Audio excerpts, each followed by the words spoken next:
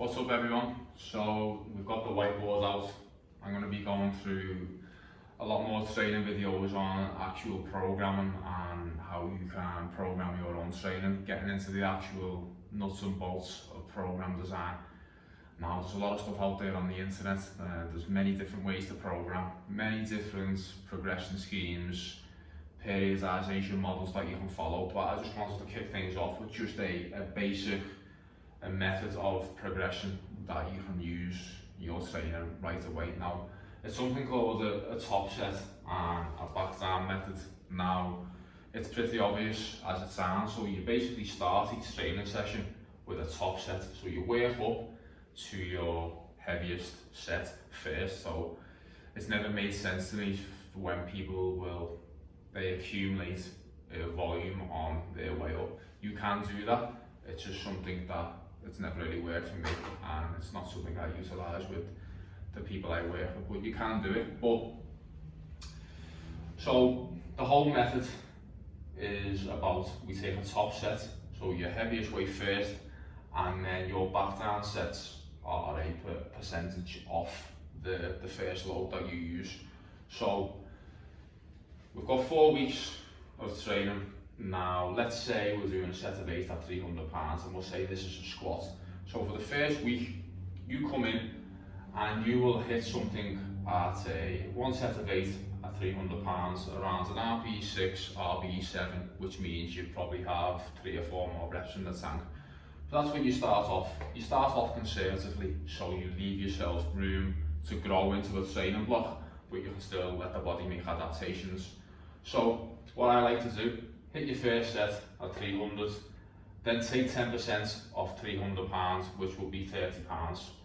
So 30 pounds off 300 is 270. So you hit 270 for your second set, and then you go 10% of your first set again down for the third one. So it's 30 pounds off each set. Now, why do we take 30 pounds off? Now, if you try to get your 3 sets at 300 pounds, there's a good chance as you get to the second and third set of this, you can't maintain your performance. So an RPE 6, RPE 7 set, that becomes maybe an RPE 9 or a 10. So you're getting closer to failure. And for doing that for week 1 and keeping the same weight for straight weight across the board, again, you can do it, but it's not something that I would like to do and like people to see do. I think it's beneficial to drop some load. So we drop 30 pounds, 270, 240, we can still get some good work in and some good volume without excessively beating ourselves up, and you leave yourself room to grow into the block, which I'm going to get into now. So this is where the progression scheme comes in to the actual program itself. So first week, we start off conservative, 300, 270, 240, 3 good sets, quality work, quality reps. They're all going to be within the RPE 6 to 7 range, so you're covering all your bases. So then what do we do to progress? This is where people fuck up. The first week might have felt extremely easy and very good, so then someone comes in the next week and they'll try and go straight to 320 within week 2 without letting the body make the adaptations. The body takes time to catch up, and you've got to let the adaptations take place. So then what do? Go from 300, just add 5 pounds. 5 pounds isn't a lot, but it's enough for the body to make adaptations. You're satisfying the law of progressive overload, and that's what this is all about. So we go from 300 to 305 for week 2. These won't feel any different. 305 is not going to feel any different. 300, highly doubt it.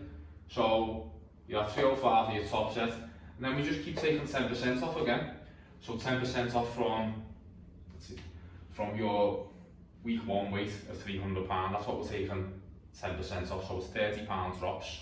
So we take 30 pounds off 305, 275, then we take 30 pounds off again, 245.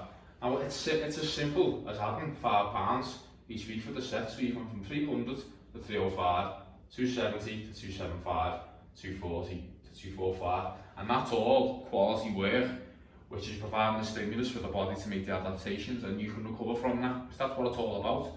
Training is only as good as you can recover. If you come in trying to blast 3 sets at your top set, you're going to fuck up real quick.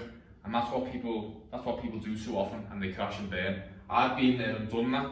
It's better to take little jumps off your top set. So that's week 1, week 2, and then if you look, the progression, the thread of progression is similar all the way through week 3 to week 4. Now look where we end up on week 4.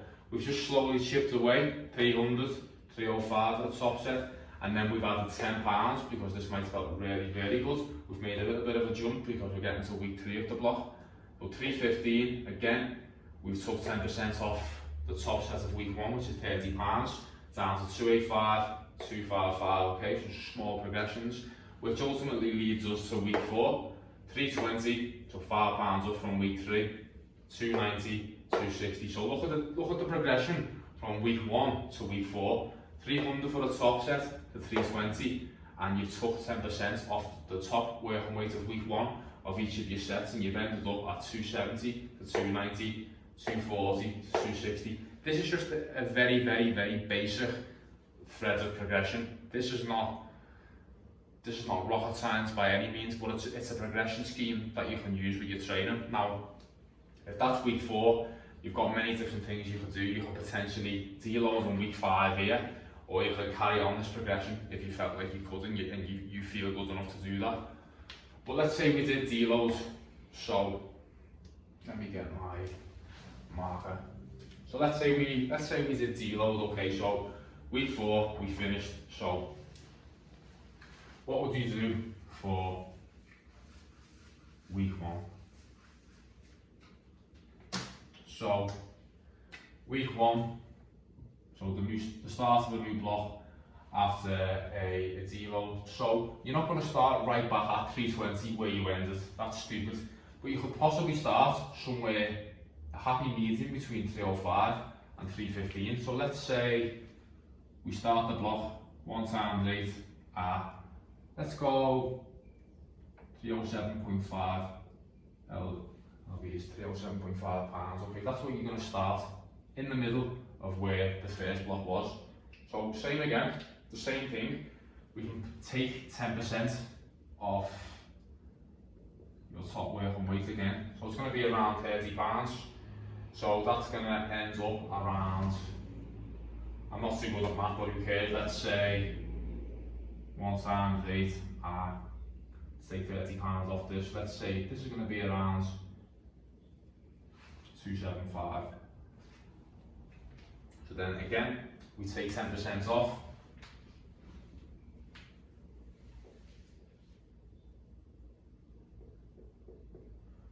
And that's probably going to leave it around 245 again. So let's go 245, 1 by 8, 245. So at week 1, you're more or less at where you was for week 2 in the first block, and then you just continue that progression again. So if we start week 1 here, we may go to, we could end up 315, week 2, 320, week 3, and at week 4 again, you could be 325, 330, which is 5 or 10 pounds more than what you ended the first block on. So can you see how you progress? That's like a 8 to 10 week thread of progression, but you only get there by being patient with your progressions and sticking to your numbers and not jumping up 20, 30 pounds each week thinking that you're Rambo. You can't do that. You need to be patient with your progressions.